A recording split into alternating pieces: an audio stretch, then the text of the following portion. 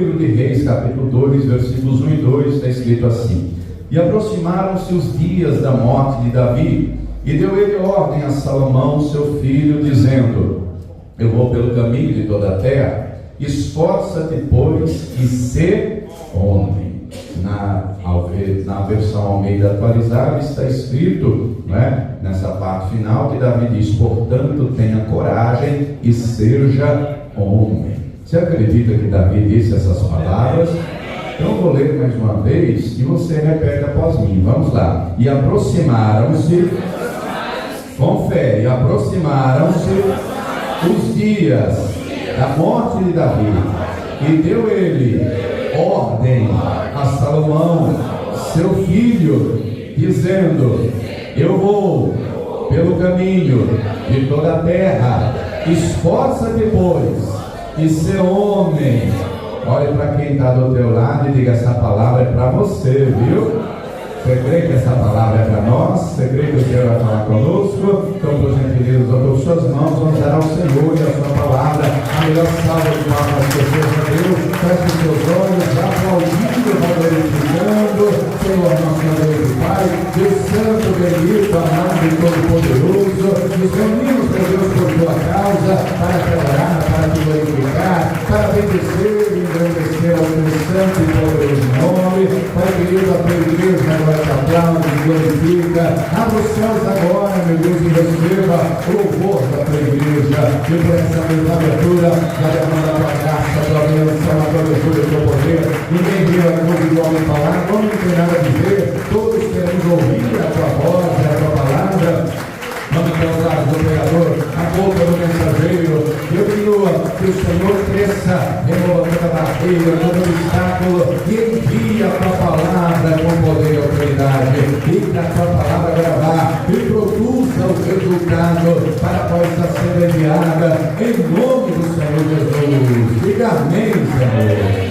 Tome teu assento, por gentileza, pode se assentar, mas preste muita atenção, não se distraia. Se você trouxe aí papel e caneta, tome nota do que você vai ouvir. Aprende? Amém?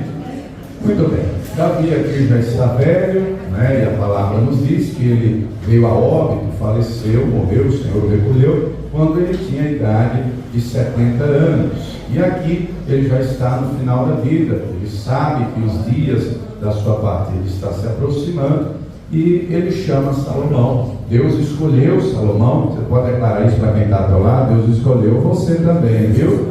Deus escolheu você também. Deus nos escolheu. O próprio Senhor Jesus declara: não foram vocês que me escolheram a mim, eu vos escolhi a vós. E Davi chama Salomão e deixa claro a ele essas últimas palavras. E as últimas palavras de alguém são importantíssimas, não? E esse que fala é, sem sombra de dúvidas, o maior rei da história de Israel.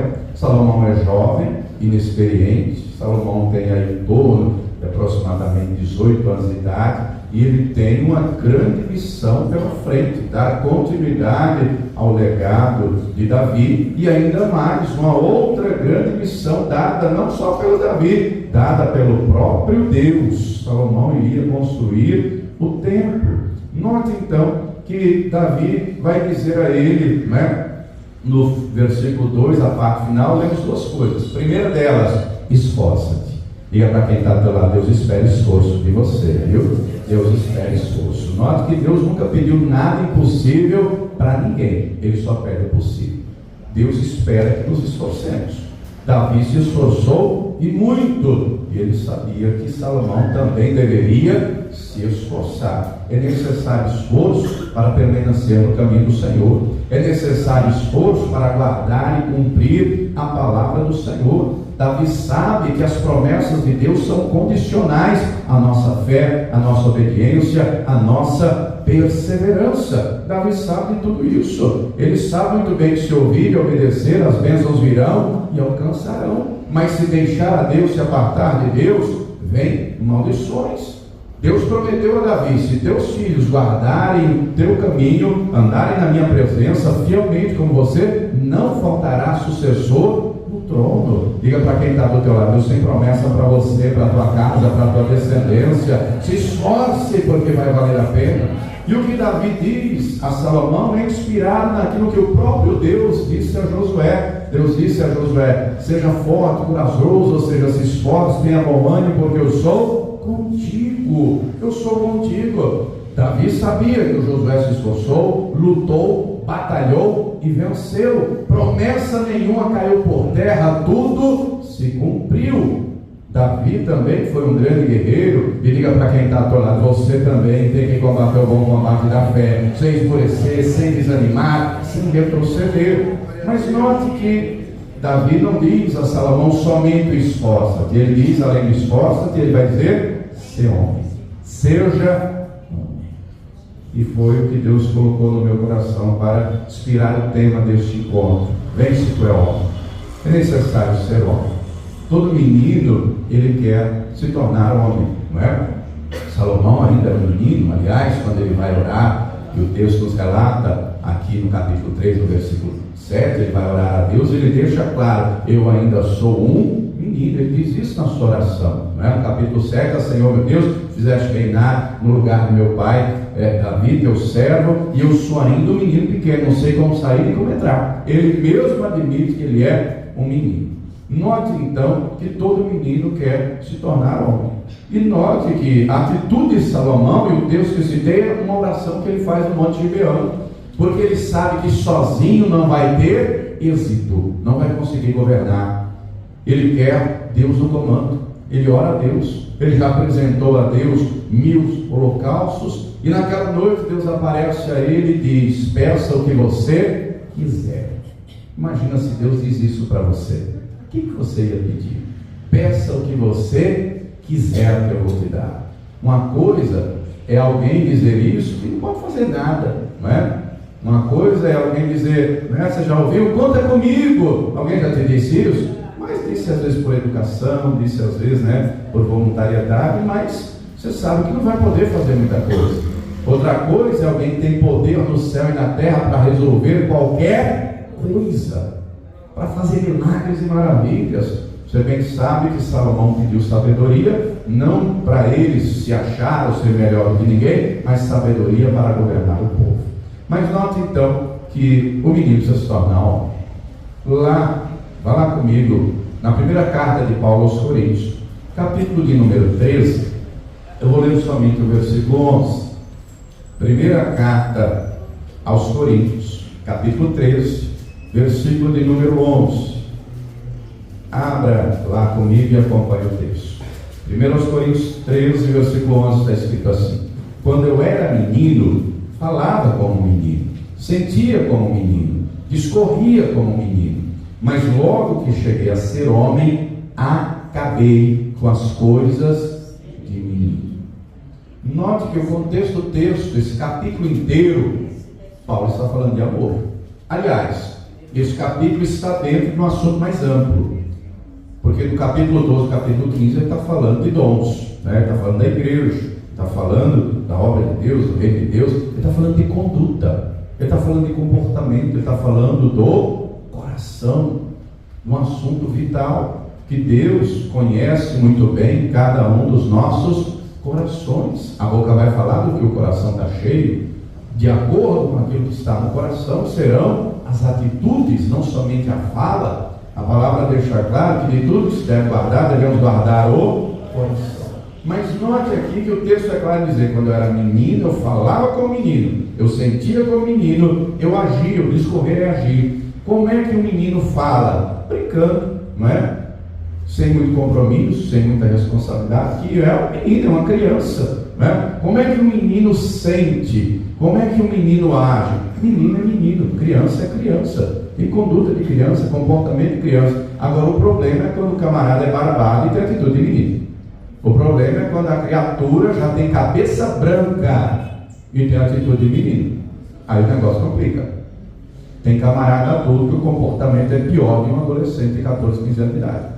É um irresponsável, é um inconsequente, sem compromisso com a palavra que fala, sem compromisso com as atitudes. Ainda é menino governado pelo coração, pelos sentimentos e emoções. Meu irmão, o adulto entende as coisas. O adulto compreende, tem entendimento, tem discernimento. Um homem fala como homem. Um homem fala e cumpre. Um homem é corajoso, não é covarde. Um homem assume responsabilidades e arca com as consequências. Diga para quem está ao teu lado: Deus está procurando o homem, viu? Ô pastor, e se achar menino, Deus quer fazer desse menino virar um homem. Mas tem que virar homem. Tem que virar homem.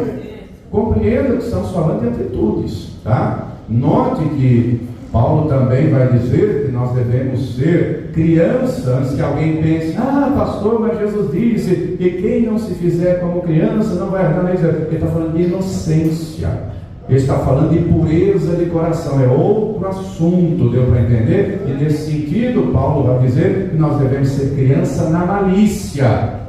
Criança na malícia, coração puro, coração santo, mas adulto no entendimento. Quem está entendendo até aqui, diga glória a Deus. E Deus está procurando homens. Que homens? Que tipo de homem Deus procura? É qualquer um, de qualquer jeito, de qualquer maneira?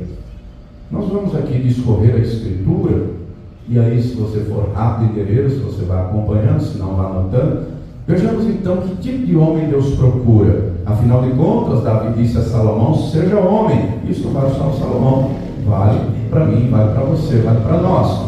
No livro do Êxodo, capítulo 18, encontramos aqui no versículo 21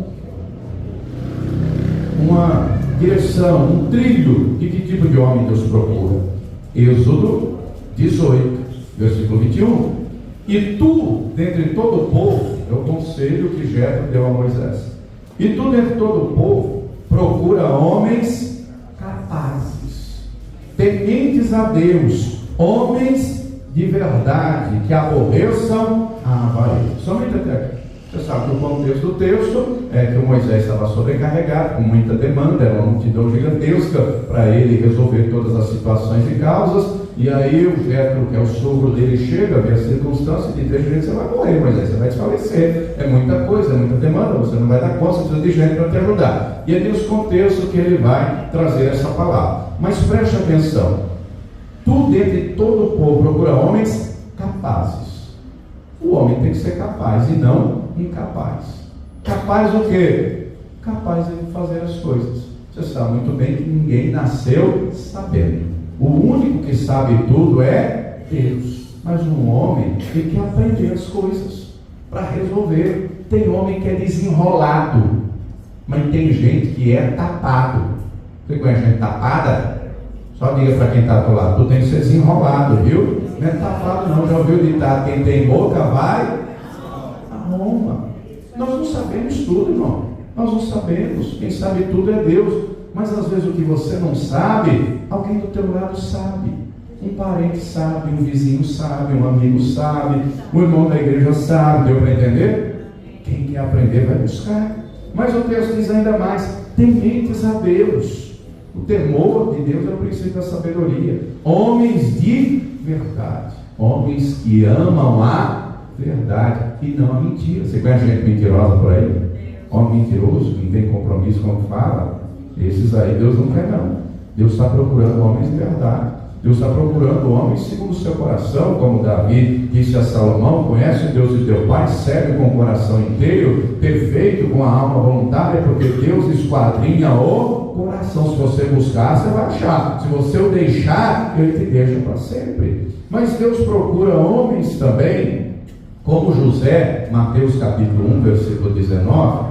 Mateus capítulo 1, versículo 19, o texto nos fala a respeito do José, que seria, no texto aqui que vamos ler ainda, seria marido da Maria. Eles tinham um compromisso de noivado, estavam desposados, ainda não eram casados. Mas o texto fala a respeito do José e nos diz assim, Mateus 1,19: então José, embora não tivesse ainda casado, o texto já diz aqui: seu marido, como era justo. José era justo e não a queria difamar, não tentou deixá-la secretamente. Você conhece o contexto do texto, não é? Um anjo aparece a Maria. Maria é uma adolescente, dizem alguns aí em torno dos 15, 16 anos de idade, e o anjo anuncia para ela, dizendo: salve agraciada. E ela fica, estarrecida com aquela saudação, e o anjo anuncia que ela iria gerar o Messias, o Salvador. E ela diz: mas como vai ser isso? Eu sou moça, eu não tive relações com homem nenhum. E o anjo deixa claro: o Espírito Santo virá sobre você, a virtude do Altíssimo te cobrirá. E o anjo anuncia que iria ser um menino, que ela iria colocar o nome do menino, da criança, que ela iria colocar o nome de Jesus. E a Maria vai lá, toda contente, sorridente, contar para o José: José, tem uma novidade, José. Um anjo me visitou e disse que eu iria engravidar e que iria nascer o Salvador, o Messias. José, eu já estou grávida. O que o José está pensando? Um anjo. Eu acho que eu levei foi uma galhada, um par de chifre na cabeça. Mas o José é um homem justo, ele pensa, não é, racionalmente, com a lógica. Se nem casou comigo, está com compromisso, nem casou, já está me traindo, imagina, o que vai dar esse casamento? E ele pensa: eu vou deixá-la, eu vou embora. Porque como já tinha um compromisso, se as pessoas sabem, e ele teria o direito, inclusive se quisesse denunciar, ela seria apedrejada. Ela seria apedrejada, porque era adultério, ela tinha um compromisso. Mas o texto diz que ele era um homem justo, não queria gerar uma fama nela. Ele intentou deixá-la. Ainda bem que Deus não é Deus de confusão, e o mesmo anjo que apareceu para Maria também apareceu para o José. Mas note que o texto diz que o José era um homem justo. E Deus procura homens justos. Deus procura homens fiéis. Homens fiéis. Está escrito, o salmista disse: os meus olhos procurarão os fiéis da terra. 2 Timóteo, vai lá comigo, eu quero ler com você. 2 Timóteo, capítulo 2, versículo 2. Segunda carta de Paulo a Timóteo, capítulo 2, versículo de número 2. Está escrito assim: e o que de mim, entre muitas testemunhas, ouviste, confia-o a homens fiéis, que sejam idôneos para também ensinarem os outros. Meu irmão, Deus procura homens fiéis, que guardem a boa palavra no seu coração e seja também idôneo para repartir com os outros. Jesus deixou claro que o homem bom, do bom tesouro do seu coração, tira coisas boas, e o homem mau, do mau tesouro do seu coração, tira coisas más. Deus procura homens que sejam fiéis a Ele e à palavra dEle. Deus procura homens que sejam idôneos para compartilhar a verdade da palavra. Porque tem gente que é infiel, e a Bíblia está cheia de exemplo disso. Tem homem que não é idôneo, é inidôneo, não tem idoneidade nenhuma, falsifica a palavra. Paulo fala disso na primeira carta aos Coríntios, na segunda carta aos Coríntios. Não somos falsificadores da palavra, falamos de Deus na presença de Deus. Diga para quem está lá: você tem que ser fiel a Deus e a palavra de Deus. Você tem que viver essa palavra e ser idôneo e compartilhar com os outros. Deus procura homens. Vai lá comigo no segundo livro de Reis, capítulo 4, versículo 9. Deus procura homens como Eliseu, que as pessoas vão olhar e dizer o que nós vamos ler aqui. Segundo livro de Reis, capítulo de número 4. Vou ler somente o versículo 9. Quem está falando aqui é uma mulher, uma sunamita, que viu o que nós vamos ler num homem de Deus. E o texto diz assim, segundo livro de Reis 4, 9. E ela disse a seu marido: eis que tenho observado que este que passa sempre por nós, diga comigo, é um santo homem de Deus. Nós temos que olhar para nós mesmos. O que estão dizendo a nosso respeito? Somos santos homens de Deus? O que as pessoas dizem? O que elas enxergam? O que elas veem? A Escritura deixa claro que sem santificação ninguém verá a Deus. A palavra deixa claro, como é santo aquele que vos chamou, sede vós também santos em toda a vossa maneira de viver. Eu e você não somos perfeitos, perfeito é o Senhor, mas Ele espera que eu e você queiramos um aperfeiçoamento constante. Essa sunamita olha para Eliseu e vê que ele é um santo homem de Deus, um homem temente, um homem fiel, é um homem idôneo, é um homem voltado para Deus, cujo coração é inclinado para o Senhor. Ele é um santo homem de Deus. Meu irmão, tem gente que é profano, Tem gente que é igual a Esaú. O que é uma pessoa profana? É uma pessoa que não discerne, não traz diferença entre o santo e o profano, puro e puro. Tem gente que é igual a Esaú, e a Bíblia diz que nós não devemos ser igual a Esaú. O Esaú era profano, ele trocou o direito da primogenitura por um prato de lentilha.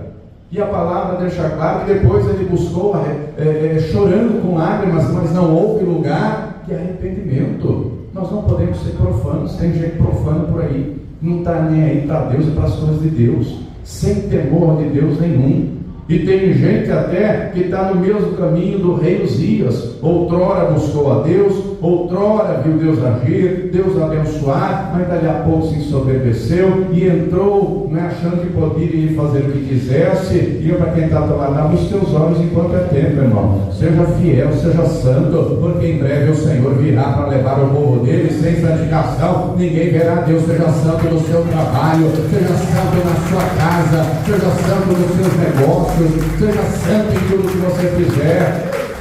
Faz a tua parte, faz a tua parte, se esforce.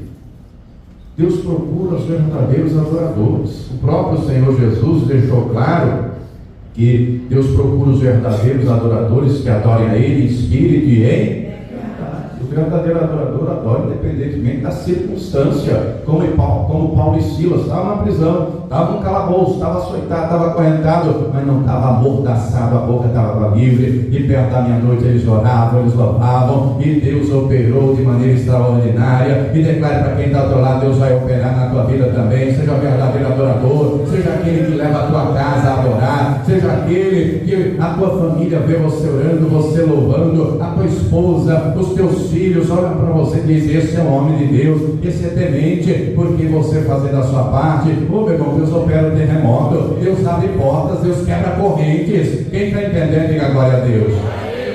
O homem de Deus tem que ter entendimento e discernimento. 1 de Pedro 3, Deus procura homens assim.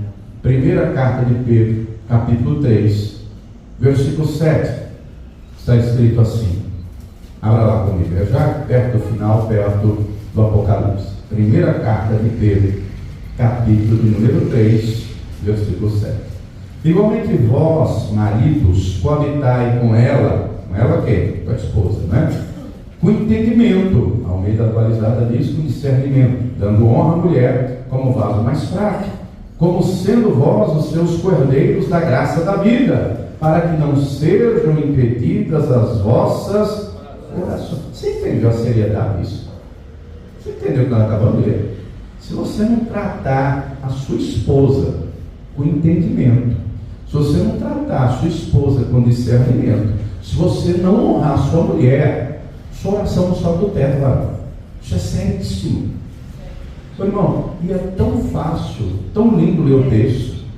O difícil é praticar, o difícil é viver, né? O difícil é colocar em prática. É fácil falar, né? É fácil, olha, eu tenho entendimento, eu tenho discernimento. O difícil é na vida 2, no dia a dia.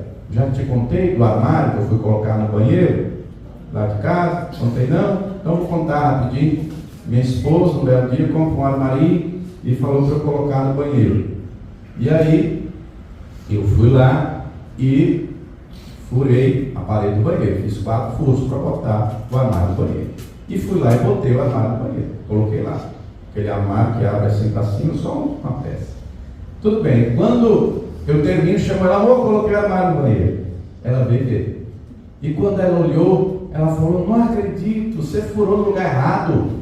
Eu falei: mas eu fiz 4 furos, eu furei no lugar errado? Ela falou: não precisava fazer 4 furos, só precisava 2, você não está vendo aqui não? Tem uma abraçadeira aqui de um lado e do outro, era só um aqui, olha aqui os parafusos e as buchas. Você acredita que eu não vi? Eu não tinha visto. Aí eu falei: tá bom. Eu coloquei bucha de 6, tirei os 4 parafusos, e essas 2 buchas, 2 parafusos eram de 10. Troquei a broca da furadeira, botei uma bucha de 10, uma broca de 10, fiz o furo da esquerda, legal, botei lá a bucha. Quando foi no furo da direita que eu meti a furadeira, dali a pouco, furei o cara. Ah, irmão, a temperatura subiu.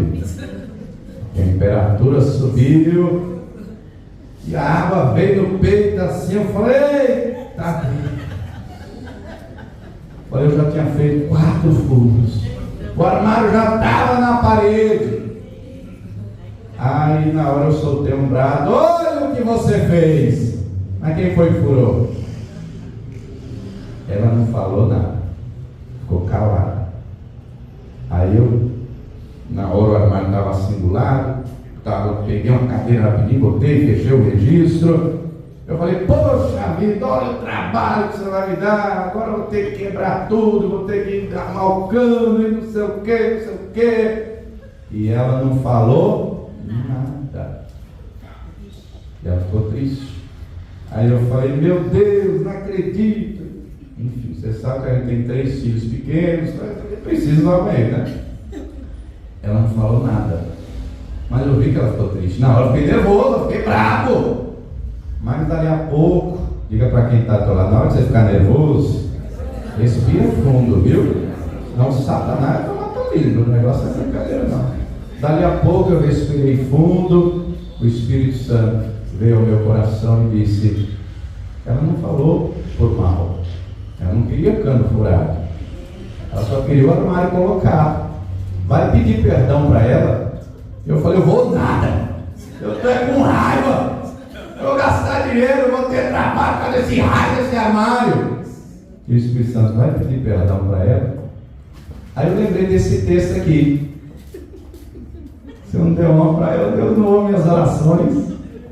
Aí eu cheguei lá, amor, me perdoa. Eu sei que você não fez por mal, eu sei que você só queria o bendito do armário colocar na parede. Me perdoa, te amo, eu vou arrumar.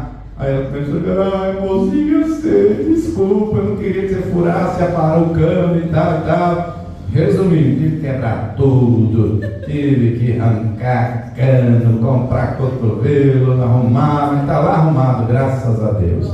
Diga para quem está ao teu lado, tu ama essa mulher, viu? Tu honra essa mulher, porque senão Deus não ouve as orações. Isso é seríssimo, isso é seríssimo. Tem gente que a oração não passa do teto, irmão. Se você não se relacionar bem com sua mulher, não ache que você vai estar bem com Deus, que não vai de jeito nenhum. Pastor, eu sou solteiro, então já vai aprendendo aí, mano. A vida 2 não é brincadeira não. Tu honra essa mulher. Ela, olha o que diz aí, é coerdeira da mesma graça. Diga para quem está do teu lado, tua mulher é filha de Deus, viu?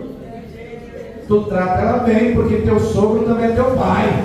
Olha só, que sogro, pastor fulano? Não é o pai físico não, é o rei da glória, é pai dela, é sogro teu e pai teu também. Você trata bem essa mulher, você trata bem, senão a sua oração será interrompida, a oração vai ser impedida.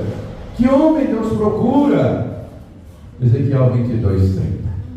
Esse aqui, este tipo aqui, ele está em falta. Este tipo aqui, Deus está procurando minuciosamente.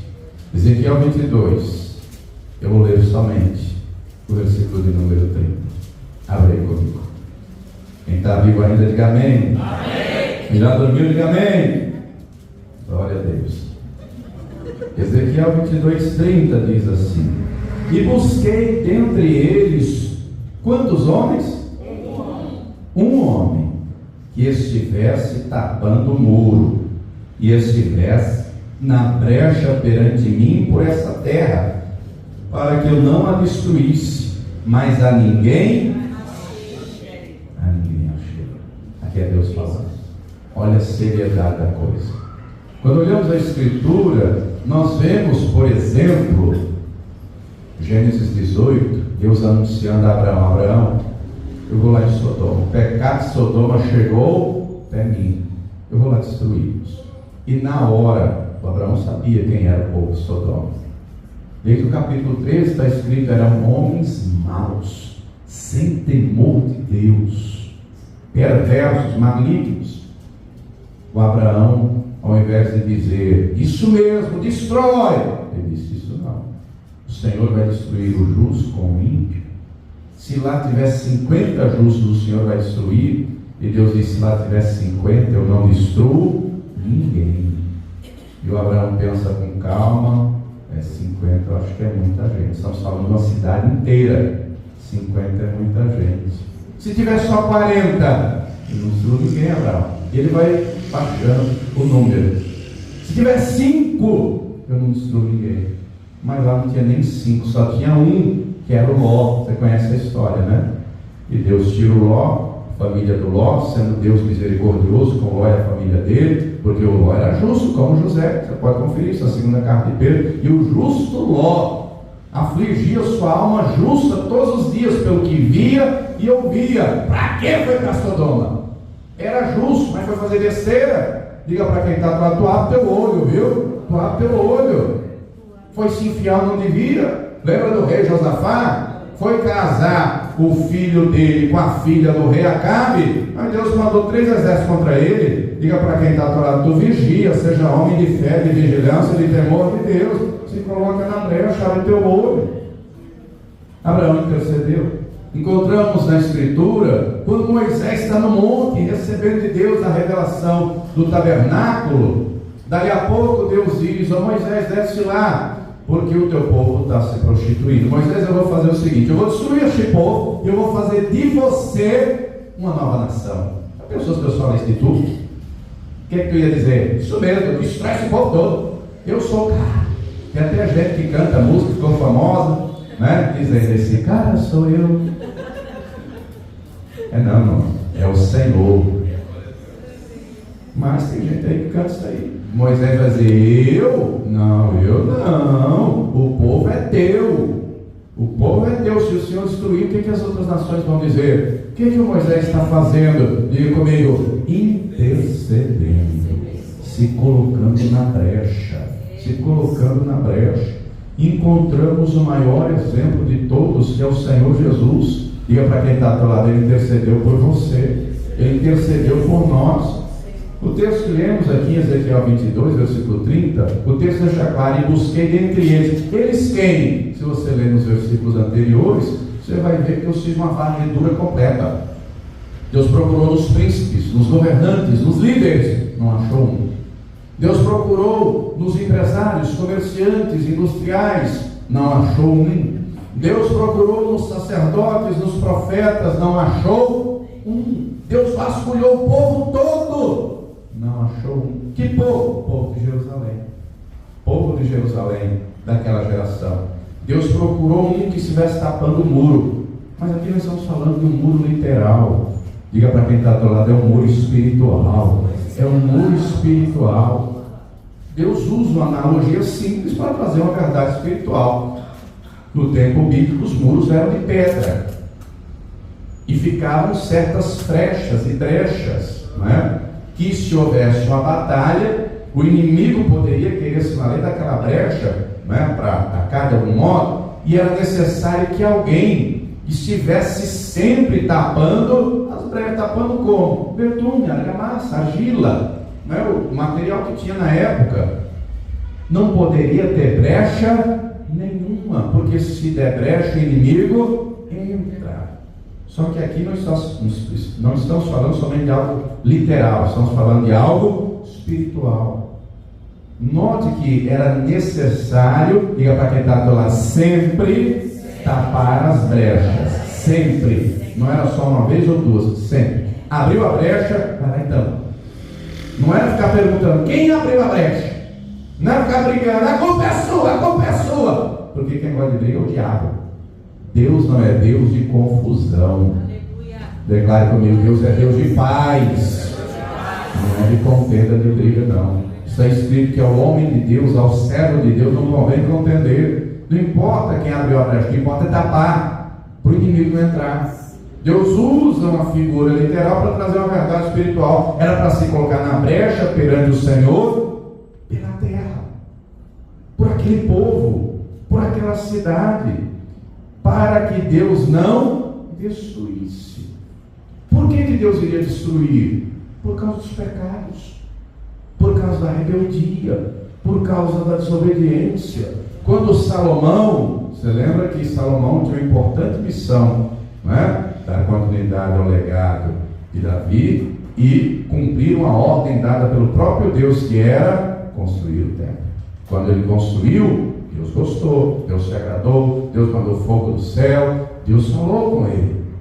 E Deus deixou bem claro, em primeiro lugar, em resposta à oração dele pelo povo: se o meu povo, que se chama pelo meu nome, se humilhar e orar, se converter seus maus caminhos, buscar a minha face, eu vou perdoar os seus pecados, ouvir do céu, vou sarar a sua. Mas não parou aí não, Deus fala com ele diretamente, enquanto a você.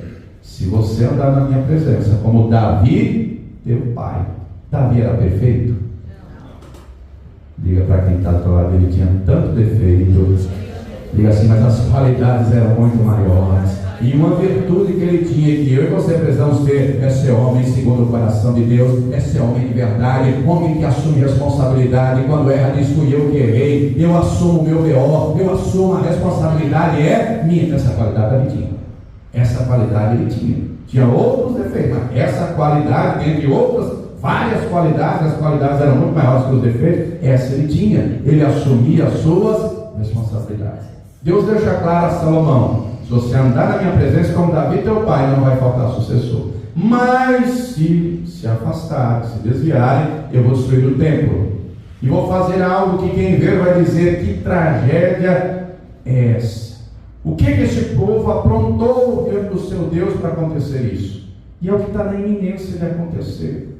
Deus estava falando de algo que aconteceu antes da destruição, porque de fato foi destruído. Deus procurou alguém que estivesse na brecha, mas ele não achou ninguém.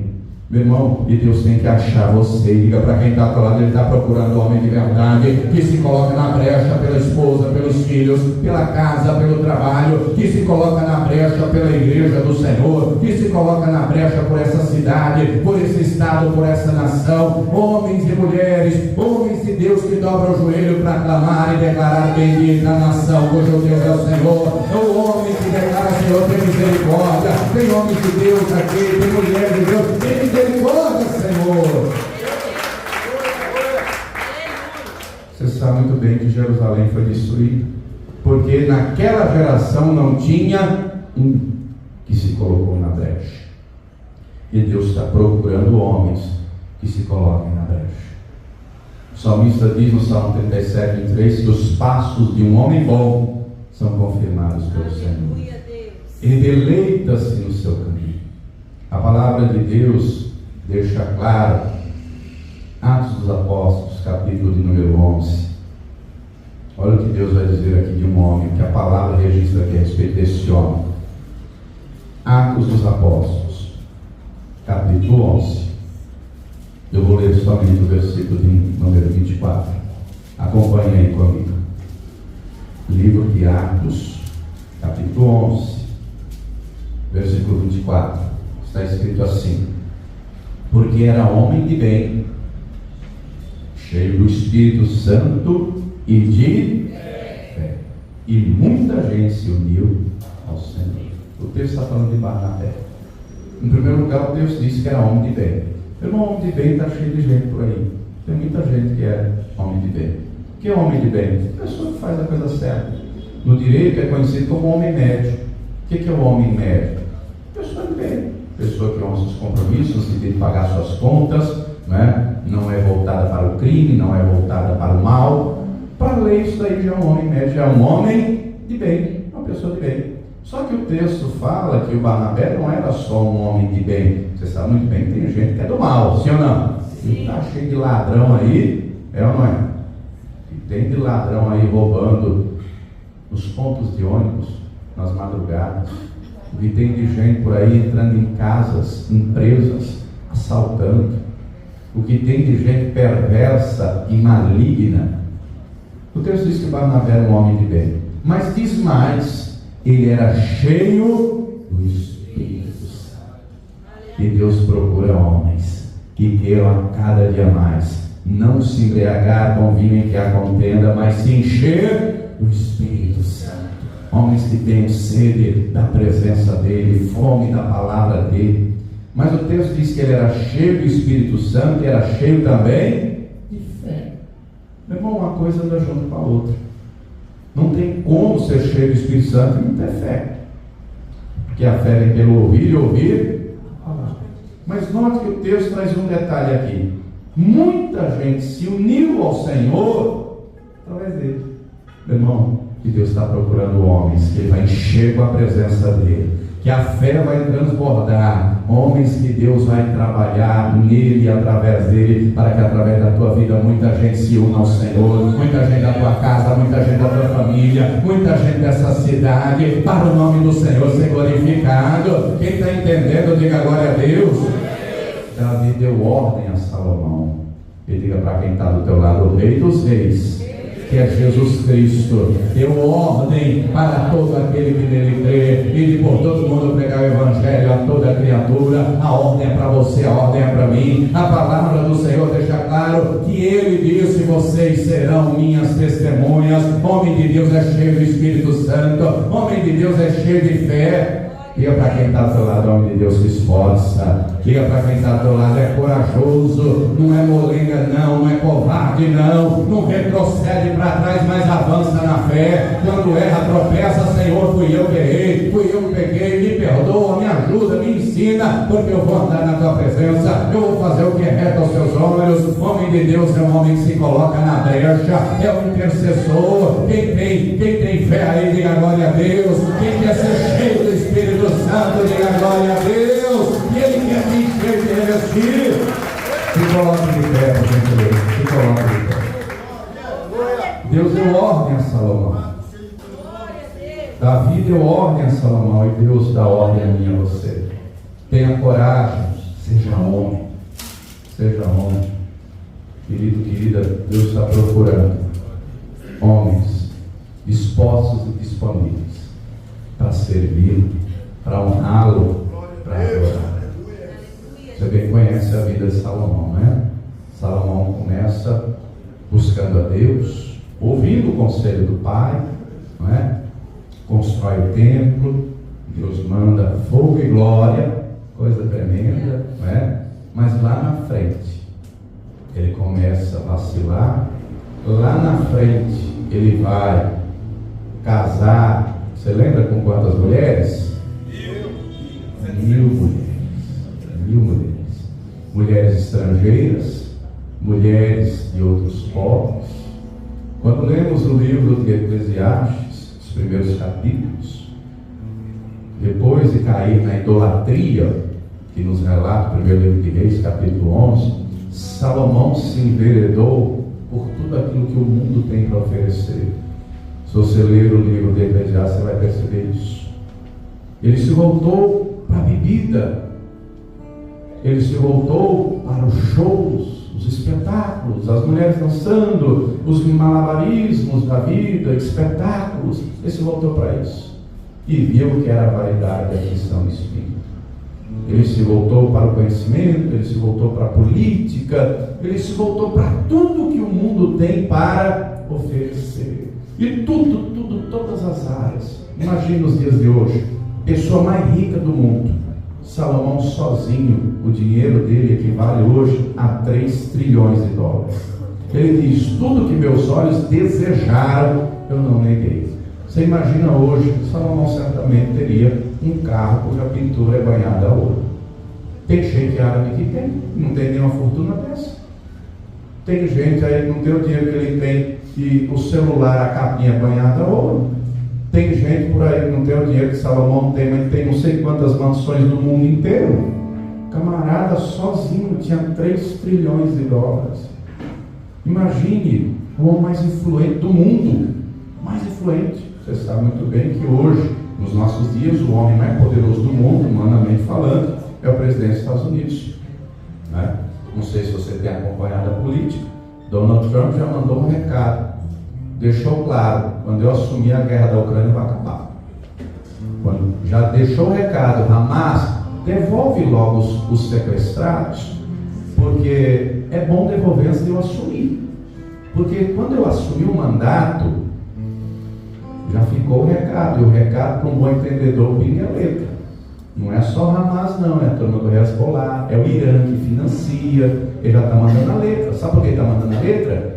Porque ele vai ser o presidente da nação mais rica do mundo, o exército mais poderoso do mundo, luta qualquer guerra, qualquer batalha, em qualquer lugar do mundo. Simplesmente, humanamente falando, é poderoso.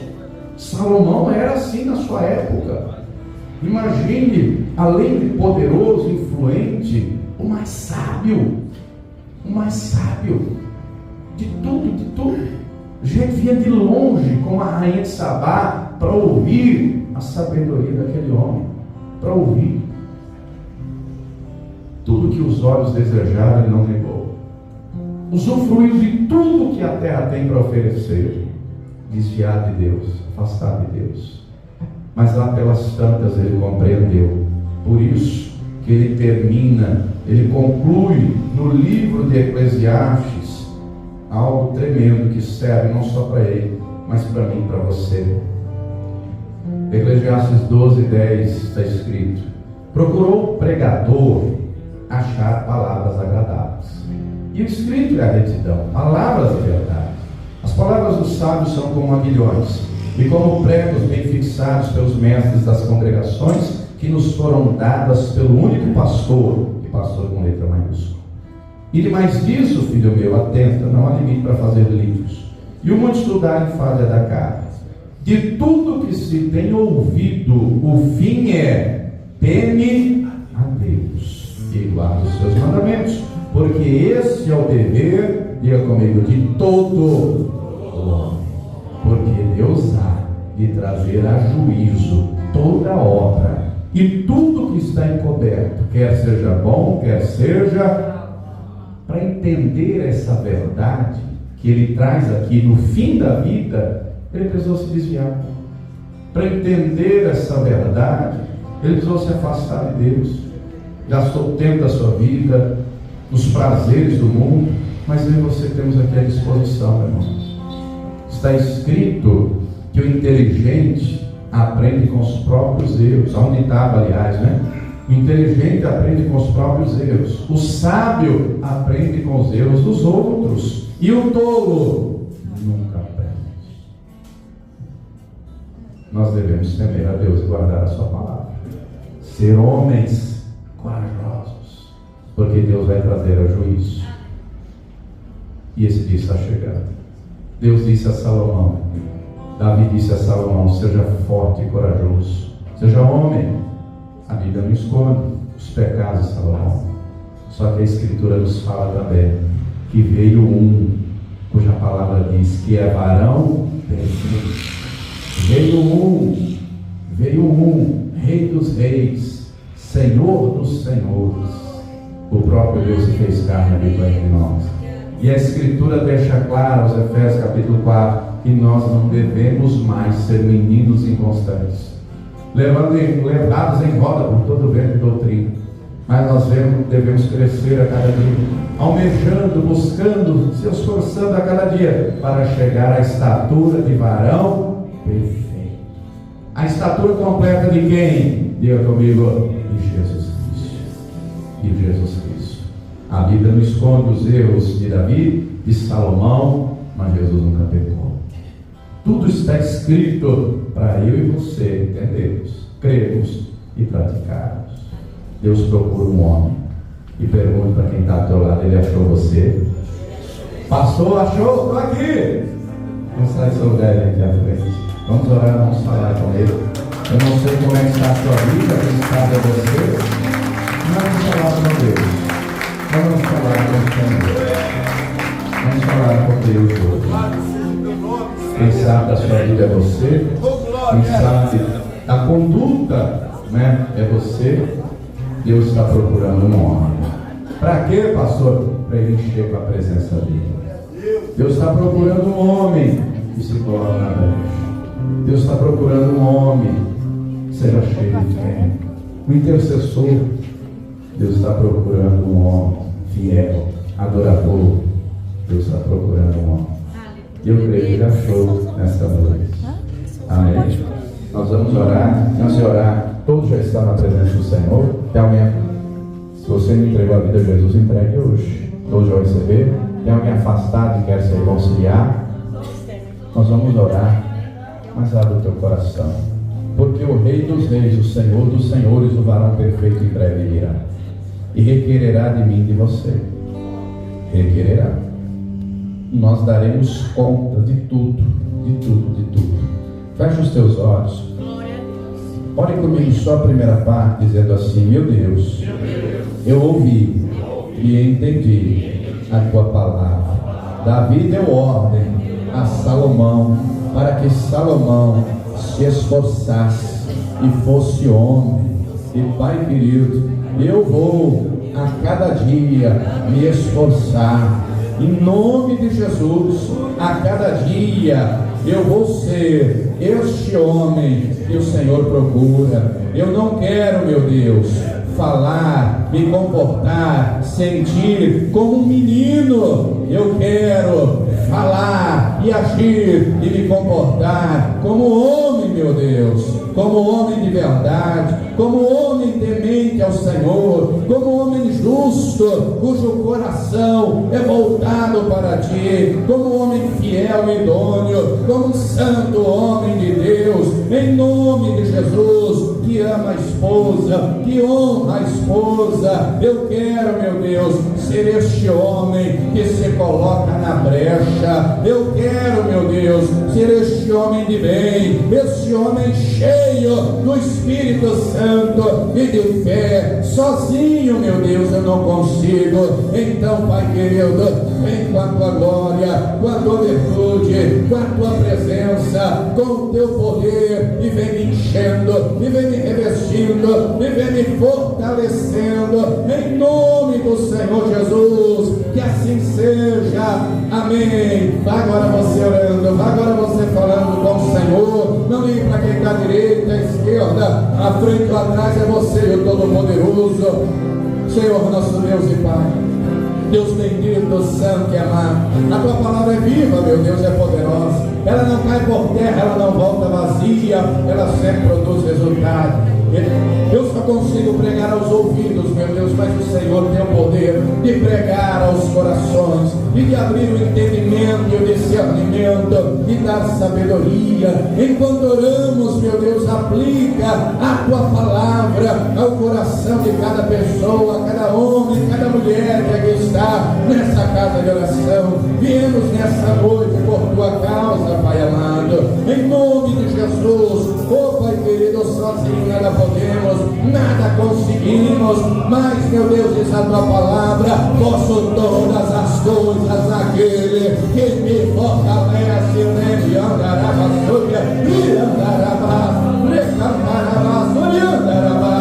ah, meu Deus, diz a tua palavra que os passos de um homem bom são confirmados pelo Senhor. Confirma os passos desse homem na tua presença. Enche, meu Deus, a tua igreja, o teu povo, com a tua virtude, com o teu poder. E levanta aqui homens de fé, levanta aqui homens justos, adoradores, levanta aqui homens santos, meu Deus, homens que dobram os joelhos na tua presença, que levantam as mãos em adoração, homens que amam a tua presença e se enchem do Espírito Santo. E andará, enquanto oramos, Pai, vai ungindo a tua igreja, vai enchendo o teu povo, vai derramando virtude e poder sobre este homem, sobre essa pessoa. Eu não sei quais são as lutas que cada um aqui enfrenta, mas eu sei, meu Deus, que o Senhor é conosco, e nós vamos guardar o teu caminho, a tua palavra, e a gente